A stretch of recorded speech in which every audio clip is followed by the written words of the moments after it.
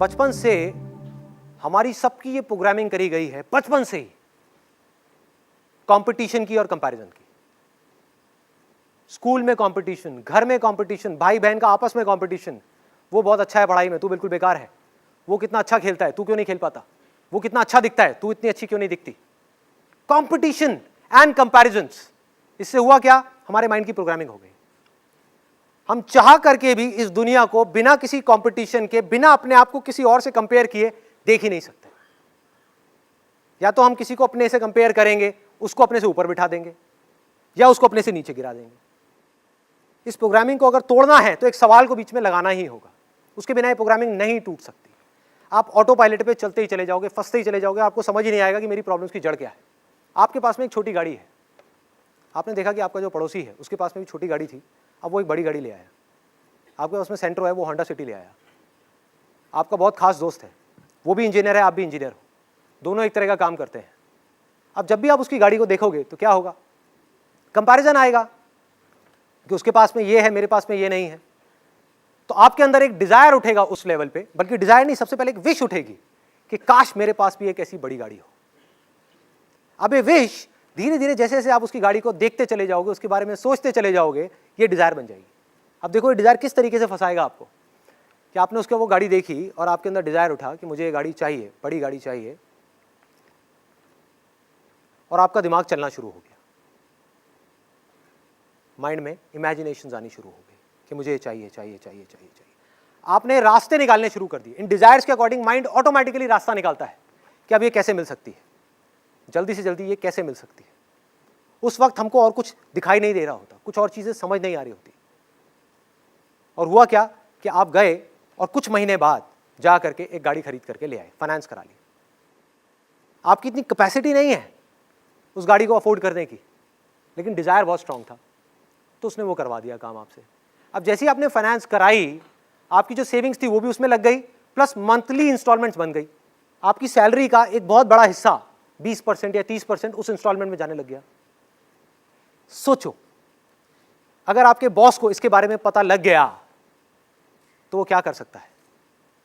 उसको ये समझ आ जाए कि आपके अंदर इस गाड़ी को खोने का डर है कि अगर किसी वजह से मेरी ये गाड़ी मेरे हाथ से चली गई तो मैं क्या करूंगा, इस सोसाइटी में जाकर के कैसी अपनी शक्ल दिखाऊंगा लोगों को। छोटी गाड़ी में आ गया वापस से बड़ी गाड़ी से, तो उस गाड़ी से आपको इतनी अटैचमेंट हो गई, उस पर किसी ने स्क्रैच मारा तो लड़ाई झगड़ा, कुछ भी हुआ तो प्रॉब्लम। हम चिपकते ही चले जा रहे हैं उस गाड़ी से, और उस चिपकने की वजह से क्या हुआ, उस डिजायर की वजह से क्या हुआ, अब आप पूरे के पूरे ट्रैप में फंसते चले जाओगे। ये मैंने एक गाड़ी का एग्जांपल लिया है, ऐसे और बहुत सारे एग्जांपल्स हैं। और हुआ क्या कि जैसे उस बॉस को ये समझ आया कि अब आप इस नौकरी को छोड़ना अफोर्ड नहीं कर सकते, अगर आपने छोड़ी तो आपकी इंस्टॉलमेंट्स इतनी ज्यादा है इस गाड़ी की, क्या प्रॉब्लम में आ जाओगे। तो अब वो बॉस क्या बोलेगा आपको कि आपको डेली 2 से 3 घंटा ओवर टाइम करना है। क्या आप मना कर पाओगे? यस और नो? नहीं कर सकते। आप फंस गए हो और आप इस चीज को समझ ही नहीं पाओगे आप फंसे किसकी वजह से हो। आपके अंदर एक डर पनपेगा कि अगर मैंने जॉब छोड़ दी और 3-4 महीने तक मुझे कहीं और जॉब नहीं मिली तो मेरा क्या होगा, ईएमआई कहां से दूंगा, मेरे घर के खर्चे कहां से निकलेंगे, ये कैसे होगा, वो कैसे होगा। फंसते चले गए। आपके अपने डिजायर ने बॉस के थ्रू आपको फंसा दिया। और उसके बाद में जैसे जैसे आप आगे बढ़ते चले जाओगे, वहां पर जितना आपका टॉर्चर होगा, वो टॉर्चर आकर के आप कहां निकालोगे, अपने घर पे, अपनी फैमिली पर गुस्सा करोगे। तुम्हें पता नहीं है मेरे पे कितना प्रेशर है, मेरे पे कितना स्ट्रेस है। इस स्ट्रेस को क्रिएट किसने किया? जहां आपके डिजायर्स की वजह से आपने अपनी चादर से ज्यादा पैर फैलाए, प्रॉब्लम शुरू। अब सोचो इसमें करना क्या है, इस सिचुएशन से कैसे निकल सकते हैं। कि जिस वक्त हमारे अंदर ये डिजायर उठे कि मुझे भी ये बड़ी गाड़ी चाहिए या कुछ भी चाहिए, तो अपने आप से रुक करके पूछना है, क्या सच में मुझे चाहिए, या सिर्फ कंपैरिजन की वजह से, कंपटीशन की वजह से मैं अननेसेसरी अपने ऊपर एक प्रेशर क्रिएट कर रहा हूं। Do I really need it? जहां आपने सवाल पूछा, आप इस पूरी की पूरी प्रॉब्लम से 1 सेकंड में बाहर आ गए।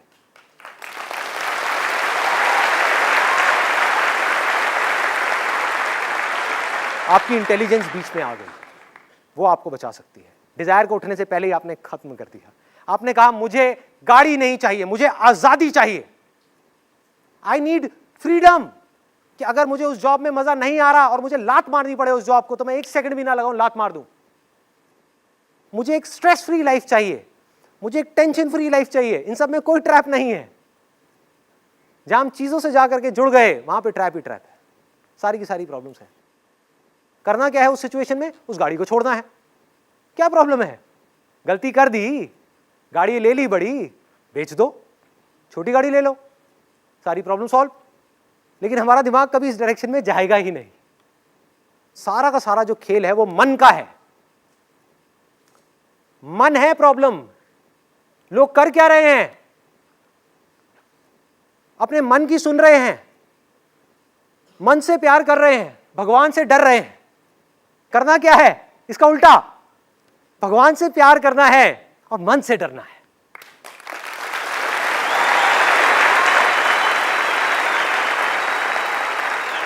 ये मन है जो हमको फंसा रहा है। ध्यान से पकड़ो। बीमार हो गए, ये मत सोचो कि बीमार हो गए और जाकर के भगवान के सामने बैठना है। ये सोचो कि मैं बीमार क्यों हुआ। क्योंकि जब मैं किसी शादी में गया या जब जाता था कहीं पर भी, तो इतना सारा खाना देख करके मुझसे रहा नहीं जाता था। मेरा मन करता था कि मैं सब कुछ खा लूं।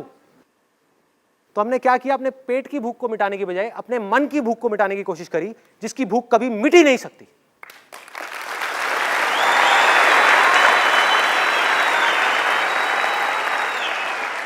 खाते रहे खाते रहे खाते रहे, जा करके हॉस्पिटल में पहुंच गए। अब भगवान को बोल रहे हैं, भगवान तूने ये क्या कर दिया? अरे वो भी हंसता होगा, वो कहता होगा भाई कर क्या रहा है तू, देख तो सही तेरा मन तुझसे क्या करवा रहा है। इस मन को वश में करना है। मन क्या है? डिजायर्स और अटैचमेंट्स, दैट्स इट। आप खुद एक चीज से या एक सिचुएशन से या एक इंसान से अटैच हो जाते हो, जहां आप उसके साथ में चिपक गए तो क्या होगा? उसका सुख दुख आपका सुख दुख बन गया। वो मिला तो खुश, नहीं मिला तो परेशान। किसने कहा है चिपकने के लिए? फॉर एग्जाम्पल, अगर आपको उठा करके आपकी गाड़ी की वजह से आपके बॉस ने एक पिंजरे में डाल दिया, पिंजरा ही हो गया ना, कि ना आप उस जॉब में मजा आ रहा है आपको, ना उसको छोड़ सकते हो ना कर सकते हो। बेमन के किसी काम को करोगे तो क्या तरक्की करोगे उस पर? कहां आगे बढ़ोगे? काम का असर किस पे आएगा? रिलेशनशिप्स पे आएगा। सब कुछ जुड़ा हुआ है और हम फंसते ही चले जाएंगे। हमें बनने के डिजायर्स पैदा करने हैं कि मुझे कुछ बनना है, जो भी मैं आज हूं उससे बेटर बनना है। मैं एक पेंटर हूं तो मुझे एक बेटर पेंटर बनना है, मुझे और चाहिए। ये खतरनाक डिजायर है।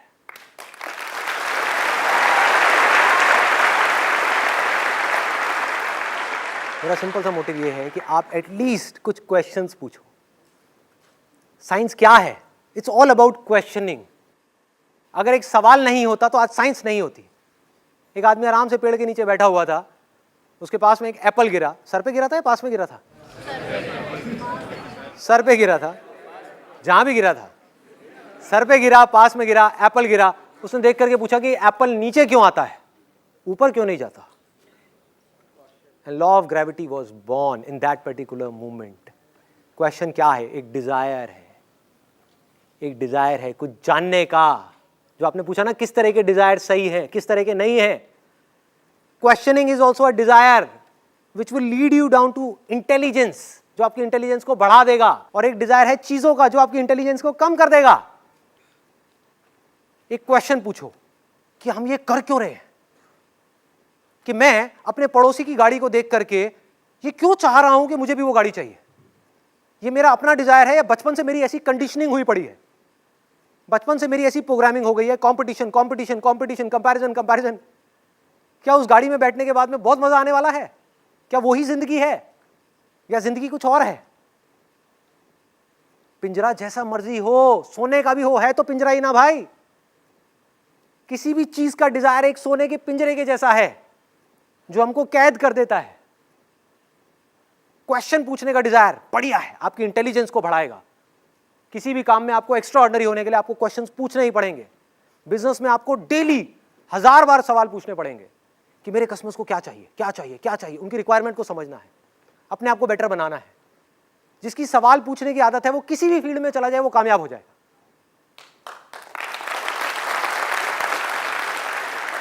उसको कोई रोक नहीं सकता।